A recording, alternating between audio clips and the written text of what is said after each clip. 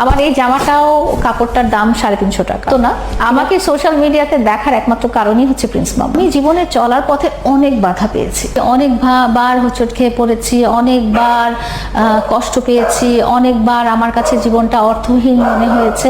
সমাজের বিভিন্ন মানুষের কাছে বিভিন্নভাবে আমি হ্যারাস্ট হয়েছি, আমি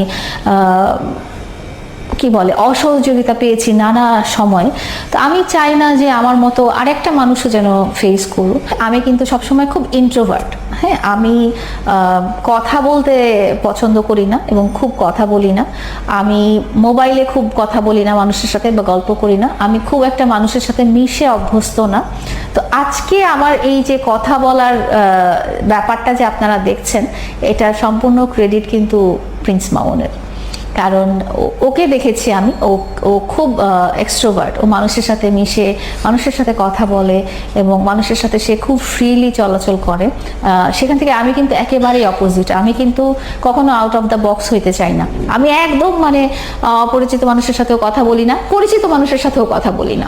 আমি ও যে অনেকে আছে না যে ফোনে অনেকক্ষণ গল্প করে, অনেক কথা বলে যায়, ঘন্টার পর ঘন্টা গল্প করে, ঘন্টার পর ঘন্টা চ্যাট করে, কখনো আমি এরকম করি না।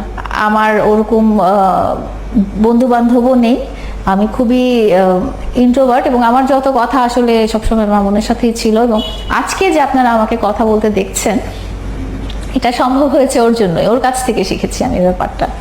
আমি এমন কোনো বড় কেউ হয়ে যাইনি। আমি যদি কোনোদিনও ওইরকম পর্যায়ে যাই বা অন্যরকম আমি ওইরকম বড় স্টেজে যাই যখন আমার জীবনীটা জানার ব্যাপারে মানুষের আগ্রহ থাকবে, তখন হয়তো আপনারা আমার বায়োগ্রাফি পাবেন। তার আগে আমার বায়োগ্রাফি আমার বলার দরকার নেই। আমি খুব ক্ষুদ্র এবং ছোট এবং খুব সাধারণ একটা মানুষ। আমাকে নিয়ে আসলে এত চিন্তা ভাবনা করার মতো কোনো অবস্থানে আমি যাইনি। আমার কাছে আমার লাইফটা আমি লিড করছি। এখন আপনি আমাকে নিয়ে চর্চা করছেন বা আপনি আমাকে নিয়ে আলোচনা করছেন কিনা, বা আপনি আমাকে নিয়ে চিন্তা ভাবনা করছেন কিনা, আমি কি খাচ্ছি, কি পড়ছি, কি কেনাকাটা করছি, এটা আসলে আপনাদেরই চিন্তা ভাবনা। এটা আপনারা আমার প্রতি ইন্টারেস্ট শো করছেন কোনো একটা কারণে, সেটাই আসলে এখানে চলে আসে। এখানে আসলে আমার নিজের কোনো হাত নেই। আমাকে সোশ্যাল মিডিয়াতে দেখার একমাত্র কারণই হচ্ছে প্রিন্স মামুন।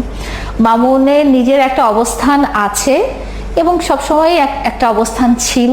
তো তার পাশে আমাকে দেখতে পেরে আপনারা হয়তো ইন্টারেস্ট শো করেছেন, এটার একমাত্র কারণীয়। আমি খুব সাধারণ একজন মানুষ, আমি খুব সাধারণ চলাফেরা করি। আমার এই জামাটাও কাপড়টার দাম 350 টাকা, ঠিক আছে? সো আমি খুব হাইফাই কিছু পরি না, আমি খুব হাইফাই ভাবে চলি না, এবং আমার লাইফস্টাইলটাও যে খুব ধনীর দুলালির মতো সেরকমও না। এর মধ্যে প্রকাশ হয়ে গেছে যে আমরা মিলিটারি ব্যাকগ্রাউন্ড থেকে এসেছি। অ্যান্ড মিলিটারি ব্যাকগ্রাউন্ডে যেসব বাচ্চা যে এইরকম পরিবেশে জন্ম হয়েছে এবং বড় হয়েছে, তাদের লাইফটা কিন্তু কঠিন একটা ডিসিপ্লিনের মধ্যে কেটেছে।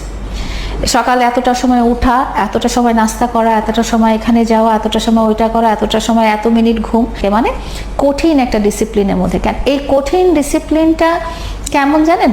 এই কঠিন ডিসিপ্লিনটা কিন্তু আপনার জীবনটাকে ম্যানেজ করতে অনেক হেল্প করে। মানে একসাথেই আপনি অনেক কিছু দিকে ফোকাস করতে পারেন। আপনার পারিবারিক বলেন, আপনার প্রফেশনাল দিক বলেন, আপনার মানসিক দিক বলেন, আপনার পার্টনারের লাইফ বলেন। তো এইটাই আমার আসলে একটা ব্যাপার যে আমি যেহেতু কঠিন ডিসিপ্লিনের মধ্যে ছোটবেলা থেকে বড় হয়েছি এবং আমি জানি যে কোনটার জন্য কতটুকু টাইম দিতে হবে এবং কোনটার জন্য কতটুকু ফোকাস করতে হবে, ওইভাবে আমার ডেইলি বেসিসে আমার রুটিনগুলো ঠিক করা।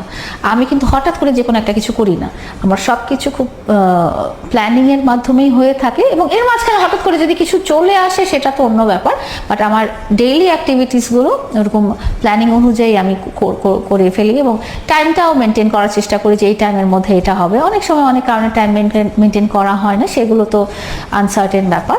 বাট যেহেতু আমার লাইফটা ডিসিপ্লিনের মধ্যেই কেটেছিল, তো আমার জন্য ব্যাপারটা খুব ইজি।